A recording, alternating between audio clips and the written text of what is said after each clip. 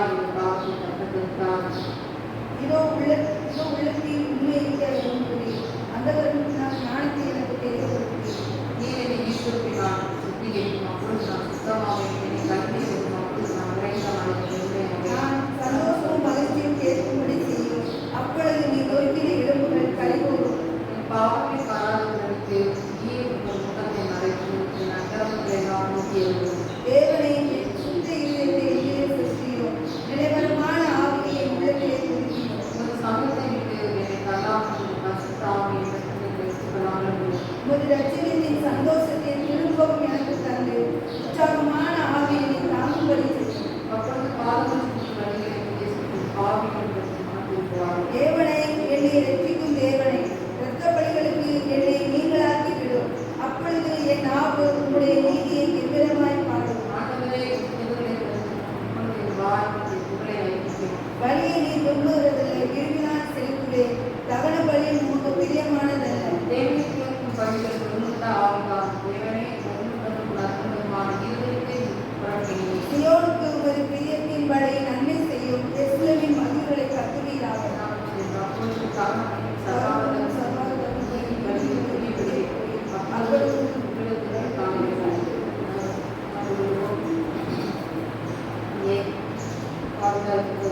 சங்கீதத்திலே பச்சை பாலிடத்திலே தாவீது பாவத்தில் உட்பட்ட பின்பு மாதாவிற்கு அவன் வந்து பாவத்தை உணர்த்தின போது பாடி ஆத்மனுக்கு துணிக்கப்பட்ட தாவீது சங்கீதமாயிருக்கிறது. இந்த சங்கீதம் இந்த சூழ்நிலையிலே எழுதப்பட்டது என்றால் அங்கே தாவீது பச்சைபாலிடத்திலே பாவம் செய்தபோது அங்கே நாத்தான் தீர்க்கதரிசியினாலே அந்த பாவத்தை தாவீதுக்கு உணர்த்தி காட்டின போது அங்கே கர்த்தரிடத்திலே மன்னிப்பு கேட்டு அவன் ஜெபம் பண்ணும்படிக்காக இந்த சங்கீதத்தை எழுதுகிறார். இது ஒரு மன்னிப்பின் பாவம் மன்னிப்பு கேட்கக்கூடிய ஒரு ஜெபமாக இருக்கிறது. அங்கே அவன் இப்படியாக அவன் ஜெபிக்கிறான். தேவனே இந்த கிருபையின்படி எனக்கு உமது மிகுந்த இரக்கங்களின்படி வீரர்களை சுத்திகரி. கிருபையின்படி எனக்கு இறங்கும். உமது கிருபையின்படி எனக்கு இறங்கும். மிகுந்த இரக்கங்களின்படி என் வீரர்களை சுத்திகரி. முதலாவது நாட்டில் கேட்கிறான், உமது கிருபையின்படி எனக்கு என்ன செய்யும் இறங்கும். இரண்டாவது அவன் கேட்கிறான், உமது இரக்கங்களின்படி என் வீரர்களை சுத்திகரி. முதலாவது எனக்கு இறங்கும் என்று சொல்லி கேட்கிறான். கிருபையின்படி எனக்கு இறங்கும். இரண்டாவது என்னுடைய பாவங்கள் எல்லாம் நீங்கும்படி என்னை சுத்திகரி. முதலாவது கேட்கிறான், கிருபையின்படி எனக்கு இறங்கும். முதலாவது கேட்கிற இறங்கும். இங்கே பத்திமை குருடனை குறித்து நாம் பார்க்கும்போது தாவீதின் குமாரே எனக்கு இறங்கும் என்று சொல்லி அவன் கேட்கிறான்.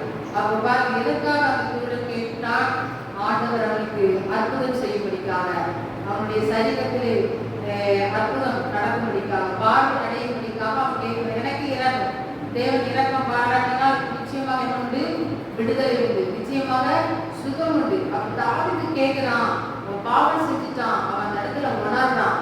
ஆண்டவருக்கு அவன் முதலாவது கேட்கிற காரியம், ஆண்டவரே உம்முடைய கிருபையின்படி இறங்கும். உம்மால எனக்கு முடியும், எனக்கு இறங்க செய்ய முடியும், என் பாவத்தை மன்னிக்க முடியும். ஆவே ப்ளீஸ் தயவு செய்து எனக்கு இறங்கும் என்று சொல்லி முதலாவது கேட்கிறான். அதுக்கப்புறம் அவன் கேட்கிறான், என்னுடைய பாவத்தெல்லாம் என் வீரர்களெல்லாம் நீங்க என்ன செய்யுங்க, சுத்திகரிச்சிருக்கப்பா அப்படின்னு சொல்லி நான் ஜெபிக்கிறேன். தேவனுடைய பிள்ளைகளே, இன்றுக்கும் அநேக நேரங்களிலே நம்முடைய வாழ்க்கையில் அநேக பாவங்களை நாம் செய்து விடுகிறோம். அப்போ தாவீது எப்படி கர்த்தரிடத்திலே கிருபையின்படி இறங்கும் சுத்திகரியும் என்று கேட்கிறானோ, அதே போல ஒவ்வொரு நாளும் நாம் தேவனுடைய சமூகத்தில் கேட்பது மிகவும் அவசியமாக இருக்கிறது. கிருபையின்படி எனக்கு இறங்குங்கப்பா, என்னுடைய காரியங்களை வாய்க்கப்படுங்க, என் தேவையை சந்திங்க, என்னை நடத்துங்க அப்படின்னு சொல்லி நம்ம அவருடைய கிருபைக்காக நம்ம செய்யணும். நம்முடைய சமூகத்திலே கேட்டு மன்றாட வேண்டும். அது மாத்திரமில்ல, நம்முடைய மீறல்கள் நீங்கும்படிக்காக நம் கர்த்தரிடத்தில் செய்து ஜெபம் பண்ண வேண்டும். அது வரிசையா அங்கே பாவ அறிக்கை செய்து ஜெபிக்கிறதை குறித்து நாம் பார்க்கிறோம். 10ஆம் வசனத்திலே தாவீது சொல்லுகிறார், தேவனே சுத்த இதயத்திலே என்னிலே சிருஷ்டி, நிரந்தரமான ஆவியை உள்ளத்திலே புதுப்பியும் என்று சொல்லி அவன் அப்படியாக அவன் கேட்கிறான். சுத்தமான இருதயம் என்னிடத்துல என்ன செய்ய சிருஷ்டியும். அவனுடைய இருதயம் கெட்டு போனது. முதலாவது அவனுடைய கண் கெட்டு போயிடுச்சு, அப்புறம் இருதயம் கெட்டு போயிடுச்சு. அது நிமித்தமா அவன் பாவம் செய்து விட்டான். இப்பொழுது ஆண்டவர்களை கேட்கிறேன், எனக்கு இருதயம் சுத்தமா இருக்கும் ஆண்டவரே, சுத்த இருதயத்தில் என்னை சிருஷ்டியும், நிலைவரமான ஆவியை எனக்கு உள்ளத்தில் கொடுப்பேன். நிலைவரமான ஒரு ஆவி, கிறிஸ்துவுக்குள்ளே நிலைத்திருக்கிறதான ஒரு ஆவி, கிறிஸ்துவுக்குள்ளேயும் இருந்து கொண்டு பாவத்திலும் ஜீவிக்கிற ஒரு வாழ்க்கை அல்ல, கிறிஸ்துவை விட்டு தூரம் போகிற ஒரு வாழ்க்கை அல்ல, உலகத்தை பார்த்து ஓடுகிற ஒரு வாழ்க்கை அல்ல, நிலைவரமான ஆவி, கிறிஸ்துவுக்குள்ளே நான் நிலைத்து நிற்கக்கூடிய ஆவி எனக்குள்ளே வேண்டும் என்று சொல்லி தாவீது இப்படியாக மன்றாடுகிறான். சுத்தமான இதயத்தில் என்னை சிருஷ்டியும், நிலைவரமான ஆவியின் உள்ளத்திலே புதுப்பி. இந்த காலவெளியிலே நாமும் ஆண்டவர்களை கேட்க வேண்டும். சுத்தமான இதயத்திலே இருதயத்தை எனக்கு சிருஷ்டியும், இருதயத்திலே சுத்தமா இருக்க வேண்டும், சுத்தமான எண்ணங்கள், சுத்தமான சிந்தனைகள் இருக்க வேண்டும், இருதயம் சுத்திகரிக்கப்பட வேண்டும் என்று சொல்லி நாம் ஆண்டவர்களே கேட்க வேண்டும். சுத்த இருதயம் உள்ளவர்களுக்கு ஆண்டவர் எப்படி இருக்கிறார்? நல்லவராக இருக்கிறார் என்று வேதம் சொல்கிறார். அப்ப சுத்த இருதயம் இருக்கிற பிள்ளைகளுக்கு ஆண்டவர் நிச்சயமாகவே அவர் நல்ல தேவனாக இருப்பார். அவர் தீமை செய்கிற தேவன் அல்ல, நல்ல தேவனாக இருந்து அவர் வழிநடத்துவார். அப்ப நமக்கு என்ன வேண்டும்? சுத்த இருதயம் வேண்டும். நம் ஆண்டவர் நமக்கு நம்முடைய வாழ்க்கையிலே அவர் நல்லவராக இருக்க வேண்டும் என்றால் இருதயம் சுத்தமாக இருக்க வேண்டும். அது மாத்திரமல்ல, நிலைவரமான ஆவி நம்முடைய வாழ்க்கையில் என்ன செய்ய வேண்டும்? காணப்பட வேண்டும். நிலைவரமான ஆவி, கிறிஸ்துவுக்குள்ளே நிலைத்து நிற்கிற ஆவி. அங்கே விதைக்கிறவர்களுடைய உவமை குறித்து நம்ம வாசிக்கும் போது அங்கே முள்களிலே கற்பார்களிலே விதைக்கப்பட்ட விதையின் மக்கள் அந்த காரியங்கள் எப்படி காணப்பட்டதுன்னு சொல்லி நம்ம பார்க்கிறோம். பாருங்க, நல்ல நிலத்தில் விதைக்கப்பட்ட விதையானது அது 30, 60, 100 விழுந்து என்ன செய்தது? பலன் கொடுத்தது. இன்றைக்கு நம்முடைய வாழ்க்கை, நம்முடைய இருதயம் நல்ல நிலத்தின் இருதயமாய் மாற வேண்டும். அப்பதான் தேவ வசனத்தை கேட்கும் போது நம்ம என்ன செய்வோம்? கேட்டு நாம் வளர்ச்சி அடைவோம். அப்போ நம்ம வாழ்க்கையிலே வேதனைகளும் கஷ்டங்களும் பாரங்களும் பாடுகளும் வரும்போது நாம கிறிஸ்துவை விட்டு ஓடாதபடி, கிறிஸ்துவை விட்டு பின்னிட்டு பார்க்காதபடி முன்னே நோக்கி ஓடுகிற ஜனங்களை நாம் காணப்படும். தேவனுடைய பிள்ளைகளே, அப்போ நம் இருதயம் என்ன செய்ய வேண்டும்? அங்கே புதுப்பிக்கப்பட வேண்டும். நிலைவரமான ஆவி நமக்கு என்ன செய்ய வேண்டும்? கடந்து தர வேண்டும். நிலைத்து நிற்கிற ஒரு ஆவி. எத்தனை புயல் அடித்தாலும், எத்தனை காற்றடித்தாலும், எத்தனை சோதனைகள் வந்தாலும், எத்தனை வேதனைகள் என்றாலும் நிலைத்திருக்கிறதான ஒரு ஆவி கர்த்தர் தர வேண்டும். இன்றைக்கு அனைவருடைய வாழ்க்கையிலே இந்த மாதிரி சூழ்நிலை வரும்போது கர்த்தரை விட்டு என்ன செய்யறாங்க? பின்வாங்கி விடுகிறாங்க. கர்த்தருக்கு விரோதமா என்ன செய்யறாங்க? பேசுறாங்க. அநேக நேரங்களில் அவிசுவாசமாய் பேசுகிறார்கள். ஆரம்பத்திலே விசுவாசமாய் தேவனிடத்திலே கால் வைத்து வருகிறார்கள். அங்க போக போக வேதனைகளும் பாடுகளும் துன்பங்களும் வரும்போது அவர்கள் என்ன செய்கிறார்கள்? அவிசுவாசத்தின் வழியாக கடந்து செல்கிறார்கள். கர்த்தரை விட்டு போகிற ஜனங்களாய், பின்னிட்டு பார்க்கிற ஜனங்களாய் இருக்கிறார்கள். அப்படி இல்லாதபடி எல்லா சூழ்நிலைகளையும் நம் மதில்களையும் தாண்டக்கூடிய ஒரு பலனை கர்த்தரிடத்திலிருந்து பெற்றுக்கொண்டு நிலைத்து நிற்கக்கூட நிலைவரமான ஆவி நமக்குள்ளே என்ன செய்ய வேண்டும்? கடந்து வர வேண்டும். நாம் நிலைத்திருக்கும் போதுதான் நாம் என்ன செய்ய முடியும்? ஆசீர்வாதம் பெற முடியும். வேதவசனம் சொல்லி எண்ணில் நிலைத்திருங்கள், அப்பொழுது மிகுந்த கனிகளை கொடுப்பீர்கள். அப்ப நிலைத்திருக்கும் போதுதான் கனி கொடுக்க முடியும். நிலைத்திருக்கும் போதுதான் கிறிஸ்துவுக்குள் நாம் வளர முடியும். தேவர்களே, இன்றைக்கு ஏன் நம்மளால வளர முடியல? ஏன் நம்மளால ஜெயம் எடுக்க முடியல? சோதனையில வேதனை ஏன் நம்ம துவண்டு போய் விடுகிறோம்? நம்முடைய ஜீவியம் ஏன் நாளுக்கு நாள் என்ன செய்கிறது? பலவீனப்படுகிறது. நாளுக்கு நாள் நம்முடைய ஆவிக்குரிய ஜீவியம் என்ன செய்கிறது? பிந்தி நிலைமையில இருக்கிறது. நம்ம ஆவிக்குரிய ஜீவியத்திலே நம்ம வளர்ச்சி பெற்றவர்களா இருக்க வேண்டும், நிலைத்திருக்கிறவர்களா இருக்க வேண்டும். யோகோட வாழ்க்கையில நம்ம பார்க்கும்போது இந்த வாழ்க்கையில எவ்வளவோ போராட்டம் வந்து நம்ம சொல்றோம், அதை ஈஸியா நம்ம பேசிடுறோம். ஆனா பாருங்க, நம்ம வாழ்க்கையில ஒரு சின்ன பிரச்சனை வரும்போது நம்மளால தாங்க முடியல. நம்ம அனைத்து நேரங்களில் கேட்கிறோம், நான் கிறிஸ்துவுக்காக வாழ்றேன், அப்படிலாம் இருக்கேன், ஆனா என் வாழ்க்கையில எப்படிப்பட்ட காரியங்கள் இருக்கிறதை நான் ஜெயமெடுக்க முடியவில்லையே, என் நன்மைகளை பூரணமாய் பெற்றுக்கொள்ள முடியவில்லையே என்று சொல்லி அநேக நேரங்களிலே ஆண்டவர் இருக்கிறாரா இல்லையா, ஆண்டவரின் பக்கத்திலே இருக்கிறாரா இல்லை, போய்விட்டாரா என்று நினைக்கிறோம். அநேக நேரங்களிலே கலங்கி நிற்கிறோம். ஆனா பாருங்க, யோகோட வாழ்க்கையில அப்படிப்பட்ட சூழ்நிலை, மரணங்கள் பாருங்க, நம்ம ஒரு மரணம் இருந்தாலே நம்மளால தாங்க முடியாது. அவ எல்லா பிள்ளைகளும் இழக்கிற சொத்துக்கள் எல்லாம் இழந்தாலும் அவன் கிறிஸ்துவை என்ன செய்யவில்லை? கடைசி வரை வந்தளிக்கவில்லை, நிலைத்திருக்கிறான். ஆண்டவருக்குள்ளே அவன் நிலைத்திருக்கிறவனா இருந்தபடினால எத்தனை புயல் அடித்தால் காத்தடித்தாரோ அவன் ஒன்று நினைச்ச முடியவில்லை, அசைக்க முடியவில்லை. வேதம் சொல்கிறது, அவன் இழந்த எல்லாவற்றையும் என்ன செய்தான்? இரட்டிப்பாக பெற்றுக்கொண்டான் என்று சொல்லி நாம் பார்க்கிறோம். அப்ப இழந்ததை இரட்டிப்பாக கண்டிப்பாக பெற்றுக்கொள்ளக்கூடிய அந்த காரியம் எப்படி உண்டாகும்? நாம் கிறிஸ்துவுக்கு நிலைத்திருக்கும் போதுதான் ஆண்டவர் அப்படிப்பட்ட ஆசீர்வாதத்தை நன்மையை தருவார். நிலைத்திருக்கிற ஒரு அனுபவத்தை அதை தாவீது கேட்கிறார். தேவனுடைய பிள்ளைகளே, அது மாத்திரமல்ல, 12வது வசனத்திலே உங்கள் இரட்சகத்தின் சந்தோஷத்தை திரும்ப எனக்கு உற்சாகமான ஆவியை காண்பிச்சு. இரட்சகத்தின் சந்தோஷம் வேண்டும். அந்த பாவம் செய்த போது அவனுடைய இரட்சகத்தின் சந்தோஷம் எல்லாம் என்ன செஞ்சது? அவனுக்கு போயிடுச்சு. அவனுக்கு உற்சாகமான ஆவி இல்லை.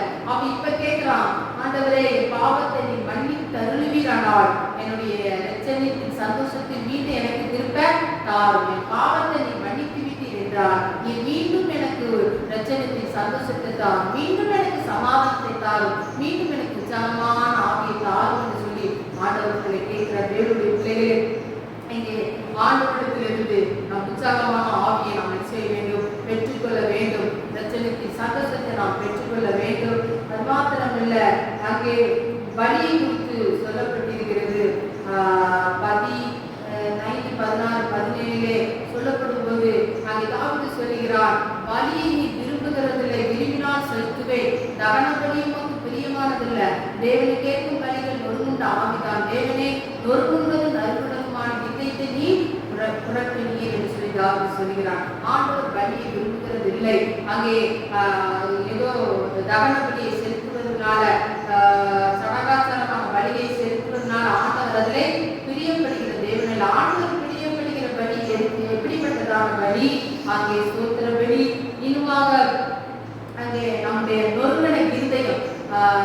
17வது வசனம், தேவனை கேட்கும் பலிகள் நொறுங்குண்ட ஆவிதான். தேவனை நொறுங்குண்டவர் நறுங்குண்டமான இதயத்தை புறக்கினேன். அவர் நொறுங்கி நாம் கர்த்தரிடத்தில் ஜெபிக்க வேண்டும். நொறுங்கன இருதயம் உணர்வுகளால் கர்த்தரிடத்தில் நாம் ஜெபிக்கும் போது அப்படிப்பட்ட இருதயத்தை ஆண்டவர் ஒருபோது என்ன செய்ய மாட்டார்? புறக்கணிக்க மாட்டார். அப்போ நம்மளுக்கு அப்படிப்பட்டதான ஒரு கண்ணீரின் ஜபம் வேணும். அப்படிப்பட்ட காரியத்தை நாம் கேட்க வேண்டும் தேவனுடைய பிள்ளைகளே. அப்போ நொறுங்குண்ட ஆவியுள்ளவர்களை ஆண்டவர் அப்படிப்பட்ட பலிகளை ஆண்டவர் என்ன செய்கிறார்? பிரியமுள்ளவராய் இருக்கிறார். அப்படிப்பட்ட இருதயத்தை ஆண்டவர் புறக்கணியாத தேவன். இன்றைக்கு அப்படிப்பட்டதான ஆவியை ஆண்டவர் நம்மை குற்றமளிக்காக ஆண்டவரத்தில் நாம் மன்றாடுவோம். ஆகவே நம்முடைய பாவங்கள் மீன்களுக்காக இயேசு கிறிஸ்து அளிக்கப்பட்டிருக்கிறார். அவருடைய பாவங்களை மன்னிக்கும்படிக்காக ஆண்டவருக்குள்ளே நாம் என்ன செய்ய வேண்டும்? ஒவ்வொரு நாளும் மன்றாட வேண்டும். நம் மாத்திரங்கள சுத்த இருதயத்தை ஆண்டவர்களை கேட்க வேண்டும். ஆண்டவருக்குள்ளே நிலைத்திருக்கிற ஒரு அனுபவத்தை பெற்றுக்கொண்டு தொடர்ந்து செய்யுள்ள ஓட்டோட கர்த்தரிடத்திலே நாம் மன்றாடவும் கர்த்தரை ஆசீர்வதிப்பார். சங்கீதம் 100 சங்கீதம் 1-2 வசனங்களை நாம் வாசிப்போம். பக்கம் 732 பக்கம் எல்லாம் சேர்ந்து வாசிக்கும். சங்கீதம். பூமியின் குடிகளே, எல்லோரும் கர்த்தரை கெம்பீரமாய் பாடுங்கள். மகிழ்ச்சியோட கர்த்தருக்கு ஆராதனை செய்து ஆனந்த சத்தத்தோட அவர் சந்நிதி முன் வாருங்கள். அப்ப எல்லாம் சேர்ந்து ஒரு முறை வாசிப்போம். பூமியின் குடிகளே, எல்லாரும் கர்த்தரை பாடுங்கள். மகிழ்ச்சியோட கர்த்தருக்கு ஆராதனை செய்து ஆனந்த சத்தத்தோட சந்நிதி முன் வாருங்கள். இரண்டாவது முறை பூமியின் குடிகளே, எல்லாரும் கர்த்தரை கெம்பீரமாய் பாடுங்கள். மகிழ்ச்சியோட கர்த்தருக்கு ஆராதனை செய்து ஆனந்த சத்தத்தோட அவர் சந்நிதி முன் வாருங்கள். இன்னொரு பூமியின் குடிகளே, எல்லாரும் கர்த்தரை கெம்பீரமாய் பாடுங்கள். மகிழ்ச்சியோட கர்த்தருக்கு ஆராதனை செய்து ஆனந்த சத்தத்தோட அவர் சந்நிதி முன் வாருங்கள். அல்லேலூயா. அல்லேலூயா. சங்கீதங்களிலே மிகவும் சிறிய சங்கீதம் எந்த சங்கீதம்? இந்த சங்கீதம். அல்லேலூயா. அல்லேலூயா. அல்லேலூயா. அதே நிலை ஆண்டவர் சொல்கிறார், இதோட சிறிய சங்கீதம் 111 சொல்லுவார். 111 பிரைஸ்லாம். அப்போ பாருங்க, இதுவே ஆண்டவர் சங்கீதக்காரன் கவனி சொல்கிறார், பூமியின் குடிகளே எல்லாரும் கர்த்தரை எழுதுங்கள். கெம்பீரமாய் பாடுங்கள். கர்த்தரை கெம்பீரமாய் கம்பீரமாய் பாடுங்கள். அல்லேலூயா சொல்லுங்க. அல்லேலூயா. எப்போ கம்பீரமாய் பாடுவார்கள் சொல்லுங்க பார்ப்போம். சந்தோஷமா இருக்கு. எப்போ ஒரு வெற்றி கிடைத்ததோ, நம்முடைய வாழ்க்கையில் ஒரு அற்புதம் நடந்ததோ, நம்முடைய வாழ்க்கையில் ஒரு அதிசயம் நடந்ததோ, அப்போது மிகுந்த ஒரு சந்தோஷம் உண்டாகும். அல்லேலூயா. எல்லாருக்கும் வெளிநாட்டில் இருக்கிற நம்முடைய தாத்தனோ கணவனோ பல ஆண்டுகள் கழித்து வரும்போது அது இருக்கும் ஒரு வெற்றி கழிப்பாக இருக்கும், ஒரு சந்தோஷமா இருக்கும். அல்லேலூயா, அல்லேலூயா. அப்போ ஆராதனை என்றால் என்ன? ஆராதனை என்பது பாடல் மட்டுமல்ல. ஆராதனை என்பது எதை குறிக்கிறது? நம்முடைய வாழ்க்கையை குறிக்கிறது. அல்லேலூயா சொல்லுங்க. ஆமென். ரோமர் 12ஆம் அதிகாரம் 1ஆம் வசனம் வாசிங்க. ரோமர் 12ஆம் அதிகாரம் 1ஆம் வசனத்தை வாசிங்களா?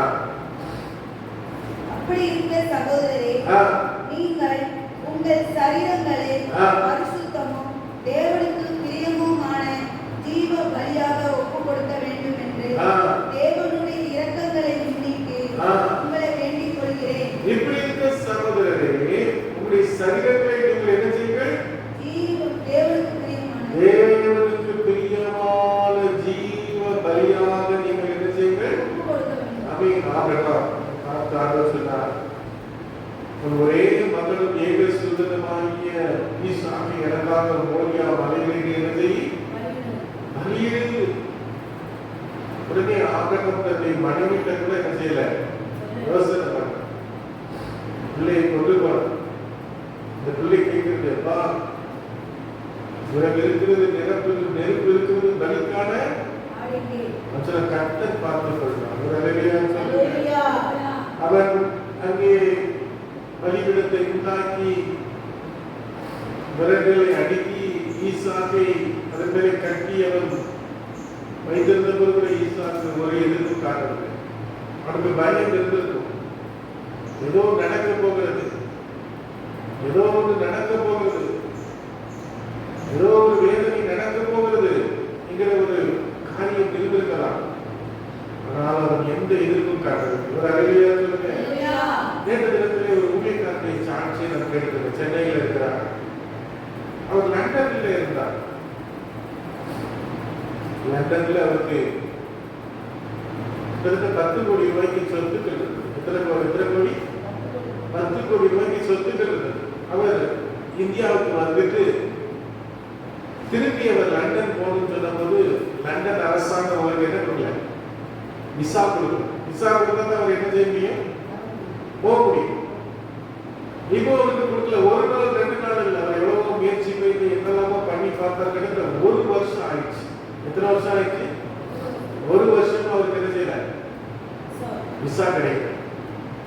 ஆண்டவர் சொல்லியிருக்கிறார், மகனே நீ இந்தியாவில் இருந்து என்ன செய்யணும்? ஊழியம் செய். இந்தியாவில் அவருக்கு 10 கோடி ரூபாய்க்கு சொத்து இருக்குது, நல்ல கார் இருக்குது, வாகனம் இருக்குது, எல்லாம் இருக்கிறது. இப்ப வேற மாசம் 5 லட்சம் ரூபாய் கடன் வாங்கி அங்க இருக்கிற சொத்துக்களை காப்பாற்றுவதற்காக அவர் கட்டி கொண்டிருக்கிறார். கடன் வேற ஆயிடுச்சு. இப்படிப்பட்ட சூழ்நிலையிலே அங்கே லண்டன் அரசாங்கம் சொல்லுது, ஐயா மன்னித்துக் கொள்ளுங்கள், நாங்கள் உங்களை தவறாக எண்ணிவிட்டோம், நீங்கள் லண்டன் போகலாம். ஆண்டவர் சொல்றாரு, சனிக்கிழமை நீ இந்தியாவில் ஊழியம் செய்யணும்னு சொல்லி திங்கட்கிழமை அவருக்கு லண்டன் அரசாங்கத்திலிருந்து வந்து நீ லண்டன் போகலான்னு சொல்லி. இப்ப அவர் நினைக்கிற கர்த்தர் பேசினாரா இல்லையா? இல்லையா சொல்லுங்க. அதுக்குள்ள ஒரு குழப்பம் இருக்கிறது. போகல, அவருடைய வார்த்தை படிக்க இருக்கிறார். சரி, அந்த சொத்துக்களை வித்து ஊழியம் செய்யலாம்னா அந்த சொத்துக்கள் எல்லாம் ஒண்ணு இல்லாம போச்சு. அவ்வளோத்தையும் மொத்த ஏமாத்தி எழுதிட்டான். எத்தனை கோடி? 10 கோடி. 10 ரூபா போனாலே நமக்கு 10 நாள் என்ன செய்யாது? 10 கோடி. அவர் சொன்னார், எனக்கு எந்த கலக்கமும் இல்லை. ஒரு அழகியா சொல்லுங்க, எனக்கு அதை குறித்து கலக்கம் இல்லை, கவலை இல்லை. இப்படி போயிட்டே இருக்கிற ஆண்டவருடைய சித்தம் நிறைவேறினது. ஒரு அழகியா சொல்லுங்க. இயேசு கிறிஸ்து சிலுவையிலே மரிப்பது யாருடைய சித்தமாயிருந்தது? பிதாவுடைய சித்தம். நம்ம தேவ பிள்ளைகளை நம்முடைய வாழ்க்கையில சில பிரச்சனைகள், சில பாடுகள் வரும்போது நம்ம ஒன்றுக்கு சந்தோஷப்படும். தேவ சித்தம் என் மூலமாக நிறைவேறுகிறது. ஆண்டவர் ஜெபம் பண்ணும்போது எப்படி ஜெபம் பண்ணினார்? பரமண்டலத்தில் இருக்கிற நாமும் ராஜ்யம் சித்தம் பரமண்டலத்தில் பூமியிலும் செய்யணும். நம்முடைய வாழ்க்கையிலே ஒவ்வொரு கட்டங்களிலும் தேவனுடைய சித்தம் நிறைவேறும். அது நல்லதோ கெட்டதோ, அது பிளஸோ மைனஸோ, எதுவாயிருந்தாலும் என் வாழ்க்கை வாழ்க்கையின் மூலமாய் தேவன் மகிமைப்படுகிறார். ஒரு அல்லேலூயா சொல்லுங்க. அல்லேலூயா, அல்லேலூயா. ஒரு குழந்தை, ஒரு தந்தைக்கு குழந்தை சொல்லுவது, அப்பா நான் உன்னை நேசிக்கிறேன் என்று சொல்வது ஒன்று.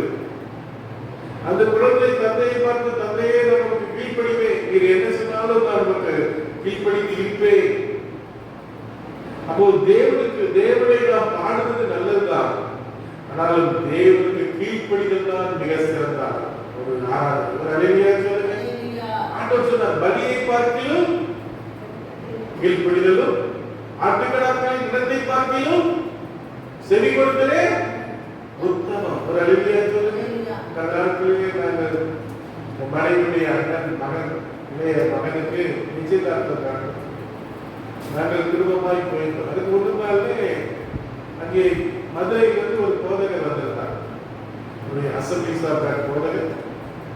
ராத்திரியிலே பிரசங்கம் பண்ணினார். அங்கே தென்காசி வட்டார ஊழியர்கள் மீட்டிங் நடக்கிற 100க்கு அதிகமான ஊழியக்காரர் போன தடவை கொஞ்சம் கம்மியாக தான் வந்திருக்காங்க. ஆனால் நல்ல அருமையான ஒரு தேவ மனுஷன். இந்த சபையில் 2000 விசுவாசிகள் இருப்பதாக சொன்னார். நல்ல பிரசங்கம். அவர் சபை கட்டணும் என்று சொன்ன போது பக்கத்தில் இருந்த மனுஷங்க என்ன பண்ணாங்க, அவர் சபை மேல என்ன செஞ்சாங்க, கேஸ் போட்டாங்க. சபை மேல என்ன செஞ்சாங்க, கேஸ் போட்டாங்க. சபை கெட்டக்கூடாது, அதுவும் நல்லதுதான். சொல்லுங்க. ஒருவேளை நாங்கள் கட்டியிருந்தால் ஒரு சின்ன சபையாய் கட்டியிருப்போம். ஒரு இன்னைக்கு பாத்தீங்கன்னா அவரு கிட்டத்தட்ட 80 சென்ட் நிலத்தை வாங்கினார். சொல்லுங்க. சபைக்கு எவ்வளவு சென்ட் இடத்தை? ஒரு சென்ட் 30 லட்சம்.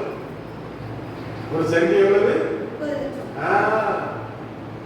அருமையான தேவ பிள்ளைகளே, தேவன் எவ்வளவு மகத்துவமான காரியங்களை செய்யறாரு பாத்தீங்களா? அவரு அடுத்த நாள் இந்த நிச்சயதார்த்தத்திலே நல்ல அருமையான பாடல் பாடினார். வர்ஷிப் அழகாக நடத்திட்டு கார் எடுத்துட்டு போனது, காரு ரோட்ல ஆக்சிடென்ட். கார் என்னாச்சு? ஆக்சிடென்ட் ஆயிடுச்சு. அப்போ தேவன் நம் மூலமா ஏதோ ஒரு விதத்திலே மகிமைப்பட்டு கொண்டே இருக்கிறார். ஒரு அல்லேலூயா சொல்லுங்க. அருமையான தேவ பிள்ளைகளே, நம்முடைய வாழ்க்கையிலே தேவன் ஒவ்வொரு கட்டமும் ஒவ்வொரு நேரமும் அநேக அற்புதங்கள் அடையாளங்களை செய்து கொண்டே இருக்கிறார். ஒரு அல்லேலூயா சொல்லுங்க. அல்லேலூயா, அல்லேலூயா. 1 சாமுவேல் 15:28 சொல்கிறது, பலியை பார்க்கிலும் கீழ்ப்படிதல் சிறந்தது. நல்லா ஆராதிக்கலாம், பாடலாம், டான்ஸ் ஆடலாம், அற்புத அடையாளங்கள் நடக்கலாம். ஆண்டவரை கீழ்ப்படிகிறாயா? என் வசனத்துக்கு நடுங்குகிறாயா? என் வசனத்தின்படி வாழ்றாயா? நீ ஒன்னும் பெருமை பாராட்டுறதுக்காக நீ நல்லா பாடுறியா? இல்லைன்னா என் வசனத்தின்படி நடந்து நீ ஆண்டவரை துதிக்கிறாய். ஒரு அல்லேலூயா சொல்லுங்க. ஏன் மகிழ்ச்சியோடு ஆராதிக்க வேண்டும்? என்ன செய்யணும்? சங்கீதம் 100 சங்கீதம் 2ஆம் வசனம் சொல்கிறது, எப்படி ஆராதிக்கணுமா? ஏன் சொல்லுங்க. எதுக்காக புலமணிங்க? எதுக்குமா? சங்கீதம் 103 சங்கீதம் 1 முதல் 4 வசனங்களை வாசிங்க. 103 ஸ்தோத்திரி முழு உள்ளமே அவருடைய பரிசுத்த நாமத்தை ஸ்தோத்திரி. ஆத்துமாவே கர்த்தரை ஸ்தோத்திரி. அவர் செய்த சகல உபகாரங்களையும் மறவாதே. வாசிங்க. அக்கிரமங்களை மன்னித்து நோய்கள் எல்லாம் குணமாக்கி பிராணனை அழித்து விலக்கி மீட்டு கிருபையினாலும் இரக்கங்களினாலும் முடிசூட்டி. அப்போ கிறிஸ்து எதற்காக தேவனை நாம் ஆராதிக்க வேண்டும்? ஆண்டவர் நம்முடைய அக்கிரமங்களை எரிச்சினார், மன்னித்தார். நம்முடைய நோய்களை எரிச்சினார், குணமாக்கினார். நம்முடைய பிராணனை அழிவுக்கு ஆமென். ஆண்டவர் நம்மை ரட்சித்தார். ஒரு அல்லேலூயா சொல்லுங்க. அல்லேலூயா. ஒரு மனிதன் எதிலிருந்து காப்பாற்றப்பட்டார்? தீயிலிருந்து காப்பாற்றப்பட்டார். எதிலிருந்து? அவர் எதிர்த்துனா தீயிலிருந்து காப்பாற்றினவர் வாழ்நாள். ஐயா, நீர் எனக்கு தெய்வம். ஐயா, நீர் தான் எனக்கு உயிர் பிச்சை கொடுத்தவர். என் தாயை முதலாவது இந்த உலகத்துல கொண்டு வந்தா நீ தான் என்னை காப்பாற்றினவர் என்று சொல்லி அவன் மறப்பதில்லை. அதை போலதான் தேவன் நம்மை நரகத்திலிருந்து காப்பாற்றினார். ஒரு அல்லேலூயா என்று ஒரு சகோதரி, ஒரு இந்து சகோதரி அவர் போட்டிருந்தார். அவன் ட்ரெயின்ல போயிட்டு இருக்கான். போனோட பாஸ்டர் போய் சொல்லியிருக்கிறார், அம்மா நான் இஸ்ரேல் தேசத்துக்கு போனேன். இஸ்ரேல் தேசத்துக்கு போனோடனே அங்க இயேசு கிறிஸ்துவின் கல்லறை திறந்திருக்குது. இயேசுதான் உயிருள்ள தெய்வம், இயேசுதான் ரட்சகர். அவளுக்கு தாங்க முடியல. உடனே அவன் சொல்றா, மதம் மாத்துறாங்க, ட்ரெயின்ல கூட மதம் மாத்துறாங்க, மூல செலவு பண்றாங்க அப்படின்னு கதறா பயங்கரமா பேசிருக்காங்க. அதை கிட்டத்தட்ட 2-3 லட்சம் பேர் பார்த்துருக்காங்க. அப்போ அருமையான தேவ பிள்ளைகளே, அவளுக்கு நரகத்திலிருந்து வருவதற்கு கிடைச்சல விருப்பம் இல்லை. நரகத்திலிருந்து காப்பாற்றப்படுவதற்கு ஒரு விருப்பம். அவள் நினைக்கிறான், நரகத்துக்கு போறேன், பாதாளத்துக்கு போறேன், எனக்கு பல தெய்வங்களை காப்பாற்றுவதை அவர் நினைத்துக் கொண்டிருக்கிறார். எபேசியர் 2-ம் அதிகாரம் 8-ம் வசனம் வாசிக்கிறோம். எபேசியர் 2:8.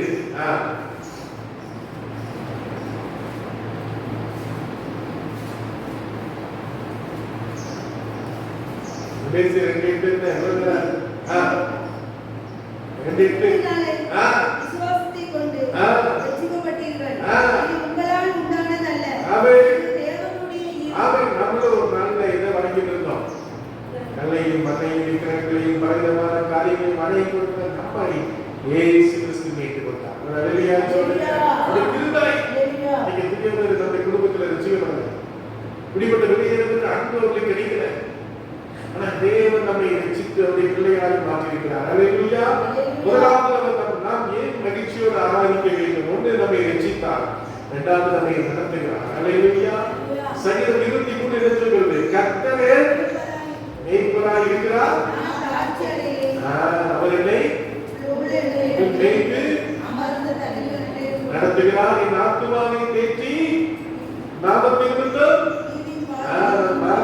பள்ளத்தாக்கிலே நடந்தாலும் தேவனே என்னோடு கூட இப்படி கோலும் தடியும் என் சத்துக்கள் முன்பாக என் தலையை பாத்திரம் விடுகிறது. ஜீவனுடைய நாளெல்லாம் கர்த்தருடைய வீட்டிலே அப்போ தேவ பிள்ளைகளை தேவன் நம்மை நடத்துகிறார். அல்லேலூயா. சங்கீதத்தை எழுதும்போது தாவீது எங்க இருந்தார்? ஒரு குகைக்குள்ள இருந்தார். ஆடுகளை வைத்துக் கொண்டிருந்தார். தகப்பனால் புறக்கணிக்கப்பட்டிருந்தார். அண்ணன் நம்பித்தான் இவனை சேர்த்துக்கல. ஏன் சேர்த்துக்கல சொல்லுங்க? ஆடு பேசிக்கலாமா?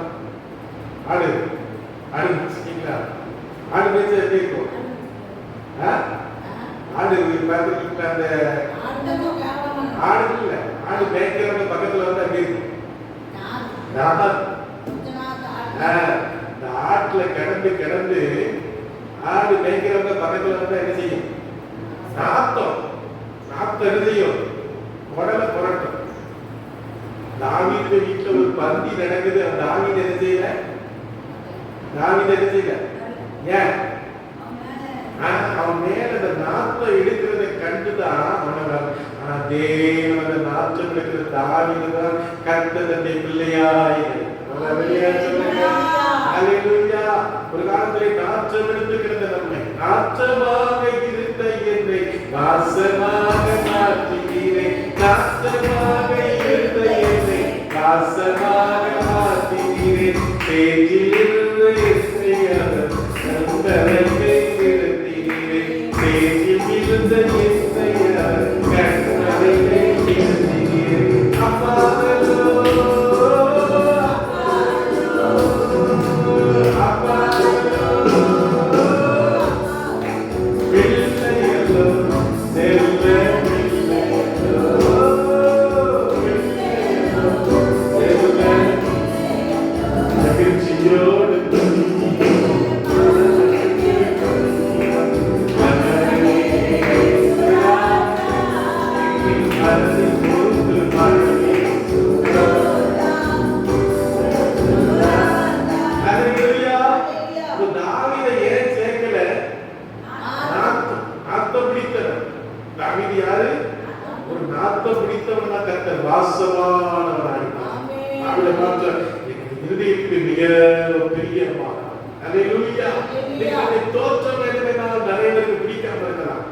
நம்மளுக்கு பக்கத்துல வந்தாலே நாரலாம். யோபுக்கு அந்த வியாதி நிமித்தமாக மனைவி சொன்னாள், இந்த நாத்தம் தாங்க முடியவில்லை, நீ பக்கத்துல நீ வராதையோ.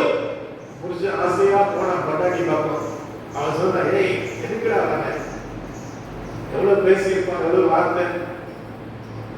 சாவுடா. வியாதி, அவனுக்கு இருந்த பலகீனம், அவளை வேதனைக்குரிய வார்த்தைகள். அதே மனைவிதான் 10 பிள்ளைகளையும் பெற்று கொடுக்கிறார். சொல்லுங்க அல்லேலூயா, அல்லேலூயா. அப்போ தேவனுடைய ஆராதனை நம்மை விடுதலை ஆக்குகிறது. ஆராதனையிலே தேவன் நம்மை நடத்துகிறார். அல்லேலூயா. ஆராதனையிலே தேவனுடைய பிரசன்னத்தை நாம் பார்க்க முடியும். ஒரு அல்லேலூயா சொல்லுங்க. சங்கீதம் 22:3 என்ன சொல்கிறது? வாசிக்க பார்க்கலாம். Praise the Lord. இஸ்ரவேலின் துதிகளுக்குள் வாசமாய் இருக்கிற தேவனே பரிசுத்தர். ஒரு அல்லேலூயா சொல்லுங்க. இஸ்ரவேலின் துதிகளிலே தேவன் எப்படி இருக்கிறார்? நீங்க துதிக்கிற துதி ஆராதனையிலே கர்த்தர் எப்படி இருக்கிறாரா? வாசமா இருக்கிறாரா? அப்போஸ்தலர் 16:25-26 பவுல் சீலாவும் எங்க இருந்தாங்க? சிறைச்சாலையில் இருந்தாங்க. கைகளும் கால்களும் கட்டப்பட்டிருந்தது. உடம்பெல்லாம் அடி, ஒட்டைகள், சவுக்குகள். ஒரு அல்லேலூயா சொல்லுங்க. ஆனால் அவர்கள் என்ன செய்தார்கள்? பாடினார்கள், துதித்தார்கள், ஆராதித்தார்கள். அல்லேலூயா. என்ன நடந்துச்சு? பூமி அதிர்ந்தது, கதவுகள் திறந்தது, கட்டுகள் உடைந்தது. ஒரு அல்லேலூயா சொல்லுங்க. நீங்கள் ஆராதிக்கும் போது உங்களுடைய ஆராதனை சங்கிலிகளை உடைக்கும், கட்டுகளை உடைக்கும். உங்களுக்கு விரோதமாக இருக்கிற அந்த கிரியைகளை அது நிர்மலமாக்குறதா இருக்கிறது. அல்லேலூயா, அல்லேலூயா, அல்லேலூயா. பூட்டிய அறையின் கதவை சாவி எப்படி திறக்கிறதோ அதை போலதான் நம்முடைய ஆராதனை வாழ்க்கையின் பூட்டுகளை என்ன செய்யலாம்? திறக்கும். அல்லேலூயா சொல்லுங்க. பூட்டப்பட்ட வாசலை திறக்க வேண்டும் என்றால் நீங்கள் என்ன செய்யணும்? ஆராதிக்கணும். ஒரு அல்லேலூயா சொல்லுங்க. அல்லேலூயா, அல்லேலூயா. ஆமென். அப்ப ஆராதனை நம்முடைய வாழ்க்கையிலே கதவுகளை திறக்கிறதாய் காணப்படுகிறது. ஒரு அல்லேலூயா சொல்லுங்க. அப்புறம் ஆராதனை கம்பீரமாய் பாடுங்கள். ஒரு அல்லேலூயா சொல்றோம். ஒரு அல்லேலூயா சொல்லுங்க. அமைதியாக அல்ல, விசுவாசத்தோடு. சங்கீதம் 47:1 வாசிக்கிறீங்களா? சங்கீதம் 47:1 Praise the Lord. சங்கீதம் 47:1 சகல ஜனங்களே கை கொட்டி அல்லேலூயா, கைகளை தட்டி 10 நரம்பு வீரர்களை தட்டி நீங்கள் கம்பீர சத்தமாய் ராஜாவை என்ன செய்யணும்? ஆண்டவருடைய ஆராதனையிலே வரும்போது, ஆண்டவருடைய சபையிலே வரும்போது கரங்களை தட்டி, கரங்களை அசைத்து, ஆடி நடனம் ஆடி தேவனை கம்பீர சத்தமாய் ஆர்ப்பரியுங்கள். அல்லேலூயா. ஆமென். யோசுவா 6:20 யோசுவா அங்கே பிரைஸ் தி லார்ட் யோர்தானை கடந்து அவன் எரிகோவுக்கு போகிறான். எரிகோ அவனுக்கு முன்பாக அடைக்கப்பட்டிருந்தது. ஒரு அல்லேலூயா சொல்லுங்க. இஸ்ரவேல் ஜனங்கள் 6 நாட்கள் சுற்றி வந்தார்கள். அல்லேலூயா. 7 நாட்கள் 7 தரம் சுற்றி வந்து 7வது முறை அல்லேலூயா சொல்லுங்க. கம்பீர சத்தமாய் ஆராதனைக்கு துதித்த போது அந்த கோட்டையை தரைமட்டமானது. எரிசோலா நாட்டிலே பூகம்பம் வந்து பெரிய பெரிய கட்டடங்கள் எல்லாம் மண்ணுக்குள்ள ஒரு நிமிஷத்துல போயிடுச்சு. 1,00,000 பேர் மறித்து போனாங்க. அநேக காரணங்கள் தேடிக்கிறார். அல்லேலூயா. பெரிய பெரிய கட்டடங்கள், பெரிய பெரிய மாளிகைகள் இருக்கிறது. அதெல்லாம் ஒரு செகண்ட்ல அழிந்து போகிறது. ஒரு அல்லேலூயா சொல்லுங்க. ஆமென். ஆனந்த சத்தத்தோடு என்ன செய்யுங்கள்? கம்பீர சத்தம் வேற, ஆனந்த சத்தம் வேற. அல்லேலூயா. சங்கீதம் 121:122 என்ன சொல்கிறது? கர்த்தருடைய ஆலயத்துக்கு வாருங்கள் என்று சொன்னபோது நின்றேன். சொல்லுங்கப்பா, இந்த சத்தத்தை காணோம். சங்கீதம் 122:1 என்ன சொல்கிறது? வாசிங்க. சொன்னபோது மகிழ்ச்சியாய் இருந்தேன். ஒரு அல்லேலூயா சொல்லுங்க. ஞாயிற்றுக்கிழமை ஆண்டவருடைய நாள், ஞாயிற்றுக்கிழமை கர்த்தருடைய ஆராதனை. அல்லேலூயா. யூதர்களுக்கு என்னைக்கு கர்த்தருடைய ஆராதனை? சனிக்கிழமை எத்தனை மணிக்கு?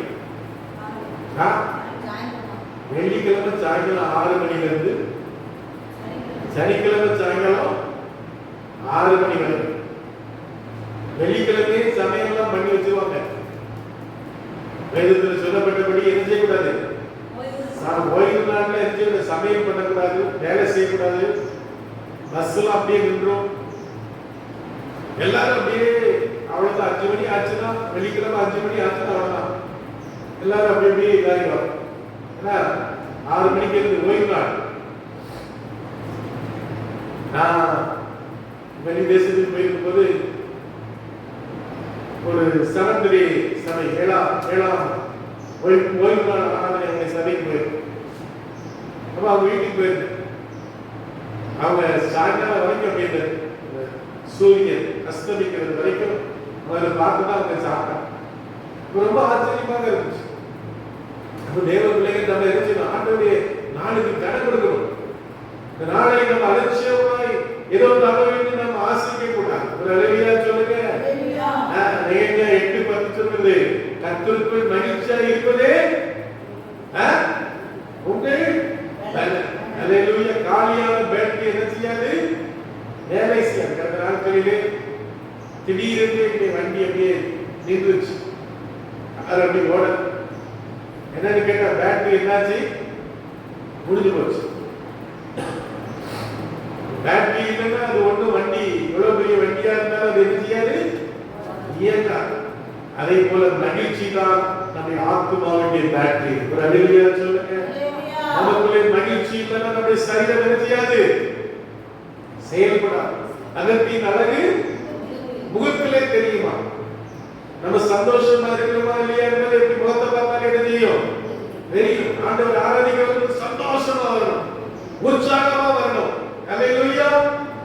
ஆராதனை என்பது என்னது சொல்லுங்களேன். ஆராதனைக்கு ஒரு யுத்த ஆயுதம். ஒரு அல்லேலூயா சொல்லுங்க. 2 நாளாகவும் 20:22 வாசித்து பார்க்கலாம். பிரைஸ்ல 2 நாளாகவும் 20:22 வாசிங்க.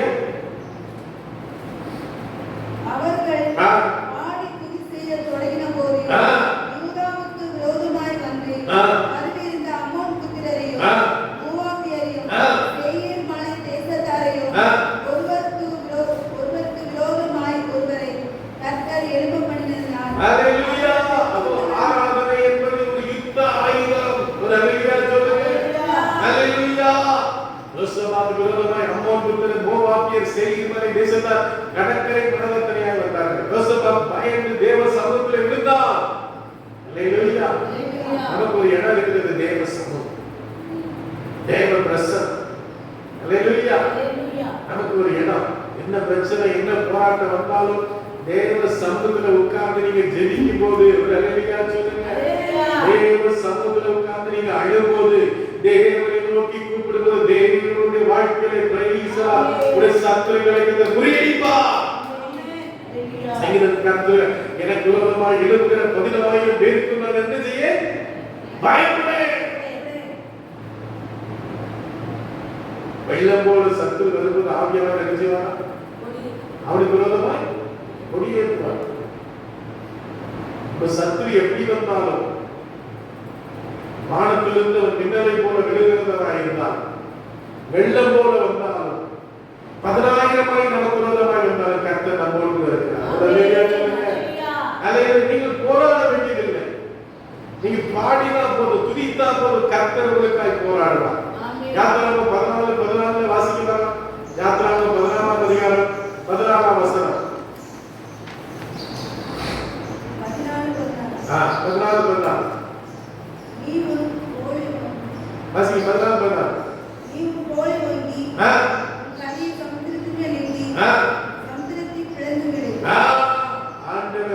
அது என்னது? தேவன் கொடுத்த ஆயுதம் என்னது? அதை சமுத்திரத்துக்கு நேராக நீட்டு. உன் பிரச்சனைக்கு நேராக நீட்டு. உனக்கு இருக்கிற பயத்துக்கு நேராக நீட்டு. உனக்கு இருக்கிற எதிர்ப்புக்கு நேராக நீட்டு. அல்லேலூயா சொல்லுங்க. அல்லேலூயா. அல்லேலூயா. இந்த மனிதனுடைய ஆராதனை சங்கீதம் பார்த்தீங்களா? சங்கீதம் 51:11-17 என்ன சொல்கிறது? நொறுங்குண்ட இருதயம் உள்ளவர்களுக்கு கர்த்தர் சமீபமாயிருந்து நறுங்குண்ட விடுவிக்கிறார். அல்லேலூயா. அது நொறுங்குண்ட இருதயம் ஆண்டவருக்கு முன்பாக நொறுங்கி விழுகிற ஒரு இருதயம், நேர்த்தியான இருதயம் இல்லை.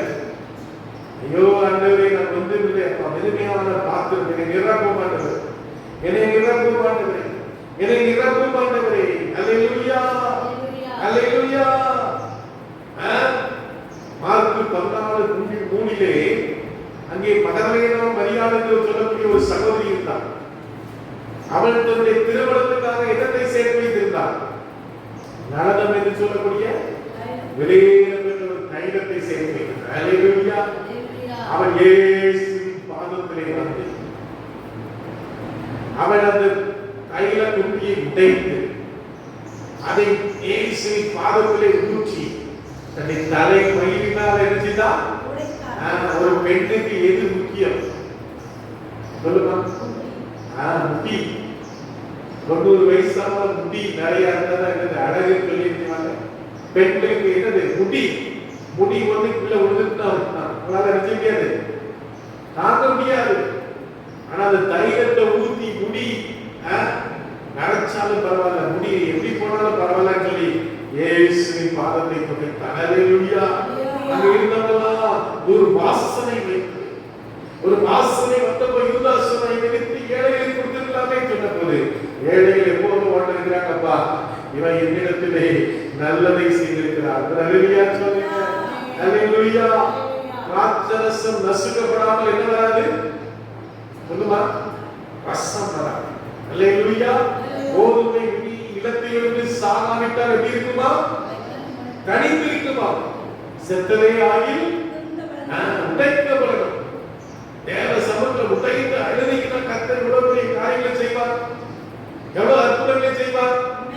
பாஸ்டர் வந்திருக்கார், அவரு குர்பான் சிங் மதுரையில் இருக்கிற, அவர் சொன்னார் ராத்திரி 12 இருந்து 2 மணி வரைக்கும் ஜோம் பண்ணுவார்.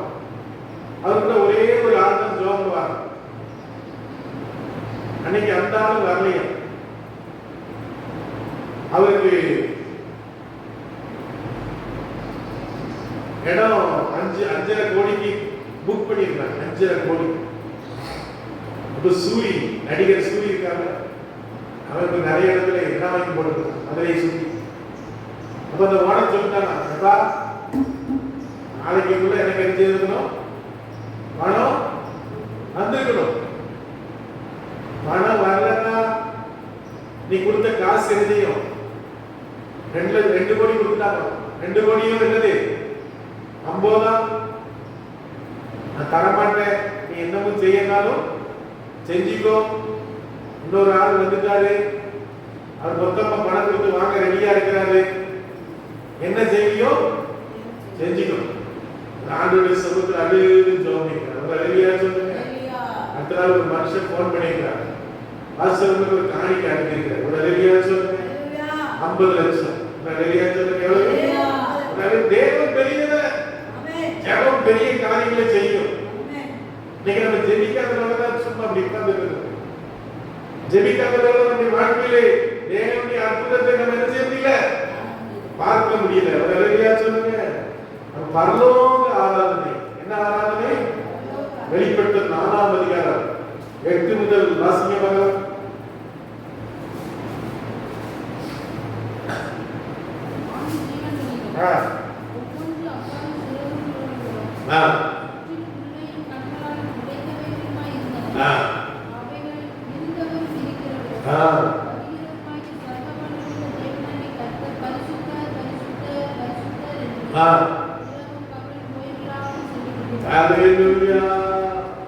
நான்கு ஜீவன்கள். சொல்லுங்க. பரலோகத்தில் அவைகள் என்ன சொல்லிக் கொடுக்கின்றன?